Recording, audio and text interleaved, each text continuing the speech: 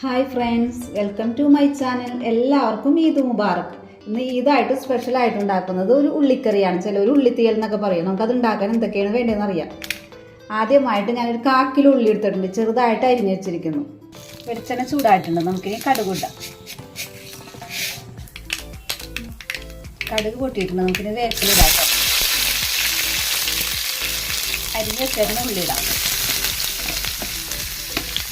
ഉള്ളി പാടാൻ വേണ്ടി അല്പം ഉപ്പിട്ട് കൊടുക്കാം.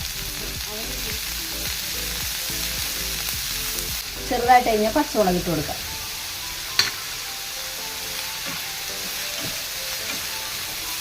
നല്ലവണ്ണം ഗോൾഡൻ കളറാണോ അല്ലെ വഴന്നോട്ടെ. ഇത് വഴറ്റിയെടുക്കാം. നമുക്ക് വെളിച്ചെണ്ണ കിടന്ന് തന്നെ വഴറ്റിയെടുക്കണം കേട്ടോ. മറ്റു ഓയിലൊന്നും ഉപയോഗിക്കരുത്. വെളിച്ചെണ്ണ ഇതൊക്കെ നാടൻ കറികളല്ലേ, വെളിച്ചെണ്ണ തന്നെ വേണം. കുറച്ച് വെളിച്ചെണ്ണ ഒഴിച്ചു കൊടുക്കാം. പെരുന്നാളിൻ്റെ തലേ ദിവസമാണ് കേട്ടോ ഈദ് സ്പെഷ്യലിന് എടുക്കുന്നതാണ്. എന്നാൽ ഇത് അപ്ലോഡ് ചെയ്യണമെന്ന് അറിയില്ല. ഇതൊക്കെ ഇതിനുള്ള ഡിഷസാണ്. ഓരോന്നായിട്ട് ഞാൻ കാണിക്കട്ടെ, നിങ്ങളായിട്ട് ഷെയർ ചെയ്യാം. നിങ്ങളുടെയൊക്കെ വീട്ടിൽ എന്തൊക്കെ ഡിഷാണ് ഉണ്ടാക്കണം, എന്തൊക്കെ വിഭവങ്ങളാണെന്നൊക്കെ പറയണേ.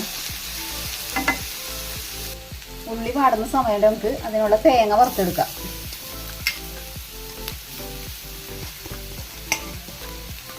തേങ്ങ വറുക്കാണ്ട് അല്പം ഓയിൽ ഒഴിച്ചു കൊടുക്കാം.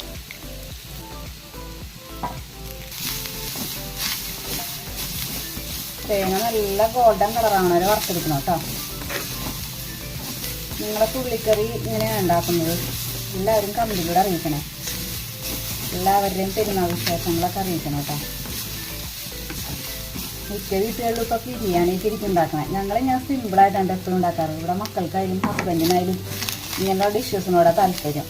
എല്ലാം നാളെയും കാണിച്ചു തരാം കേട്ടോ.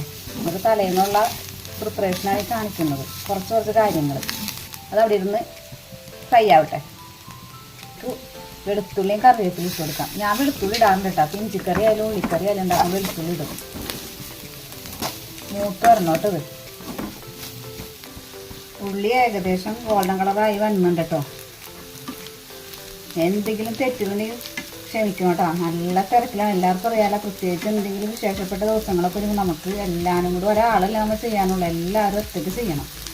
നമ്മുടെ വീട്ടിലുണ്ടാക്കാറുണ്ട് ഇങ്ങനെ ഉള്ളിക്കറി ഇഞ്ചിക്കറിയൊക്കെ. ഇങ്ങനെ പെരുന്നാളും മറ്റു ആവശ്യങ്ങൾ ക്രിസ്മസൊക്കെ വരുമ്പോൾ ഹിന്ദുസൊക്കെ ഉണ്ടാക്കും. അവർക്ക് നിർബന്ധമില്ല ഇങ്ങനത്തെ കറികളൊക്കെ. അവർ നിർബന്ധമായിട്ട് ഉണ്ടാക്കുന്ന കാര്യമാണ്. ഞങ്ങൾ എല്ലാ വർഷവും ഇങ്ങനെ ഉണ്ടാക്കും കേട്ടോ. ഹസ്ബൻഡിനായാലും മക്കൾക്കായാലും എനിക്കായാലും ഭയങ്കര ഇഷ്ടമാണ് ഈ കാര്യങ്ങളൊക്കെ. നമ്മൾ 30 ദിവസവും ഇറച്ചിയും പത്തിരിയും അതും തിന്നുകൊണ്ട് ഈ പെരുന്നാളാണ് വീണ്ടും അത് കഴിക്കേണ്ടെന്നാണ് ഹസ്ബൻഡ് പറഞ്ഞാൽ. വയറിന് നല്ലത് വെറും ചോറും മീൻകറി ഇങ്ങനത്തെ കാര്യങ്ങളൊക്കെ കഴിക്കാം. തേങ്ങ മൂത്ത് വരുന്നുണ്ട് കേട്ടോ. ഒന്നും കൂടി ഗോൾഡൻ കളറായി വരുന്നവരെ നമുക്ക് ഫ്രൈ ചെയ്തെടുക്കാം. ചെറുതീരിട്ട് വറുത്തെടുക്കണം കേട്ടോ. അല്ലെങ്കിൽ ഇത് കരിഞ്ഞു പോകും തേങ്ങ. തേങ്ങ നല്ലോണം ഫ്രൈ ആയിട്ടോ. നമുക്കിനി പൊടികളിടാം. അല്പം മഞ്ഞൾപ്പൊടി, ആവശ്യത്തിന് മുളക് പൊടി, മല്ലിപ്പൊടി. ചമണം മാറുന്നത് വരെ നമുക്കൊന്ന് വറുക്കാം. നമുക്കിത് ചൂടാറാൻ മാറ്റി വെക്കാം. ഇവിടെ നമുക്ക് ബാക്കി പുളി വേണം. പുളി പിഴിഞ്ഞെടുക്കാം നമുക്കിതിന് വേണ്ടി. ഉള്ളിക്കറിക്കായിട്ട് നമുക്കിത് വാളംപുളി, ചിലർ പിഴിപുളി എന്നൊക്കെ പറയും. വാളംപുളി വേണം കേട്ടോ. നമുക്കിത് വെള്ളത്തിൽ കുതിർത്താം.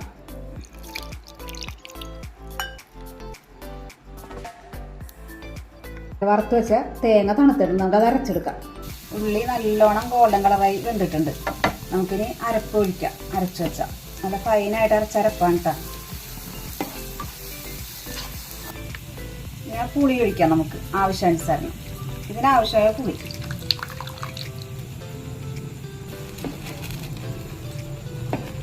എല്ലാം കൂടി നല്ലതുപോലെ മിക്സ് ചെയ്യണം കേട്ടോ. ഇപ്പം ഉപ്പും പുളിയ കുറവോ എരിവോ എന്തെങ്കിലുമൊക്കെ കുറവുണ്ടെങ്കിൽ നമുക്കിപ്പോൾ ഇട്ട് കൊടുക്കാം. ചെറുതിയിലിട്ട് നമുക്കിത് ശരിക്കും വറ്റിച്ചെടുക്കാം. എണ്ണ തെളിഞ്ഞ് വരണം. എണ്ണയൊക്കെ തെളിഞ്ഞ് വരണം. എല്ലാവരും ട്രൈ ചെയ്ത് നോക്കണം കേട്ടോ. Okay, by.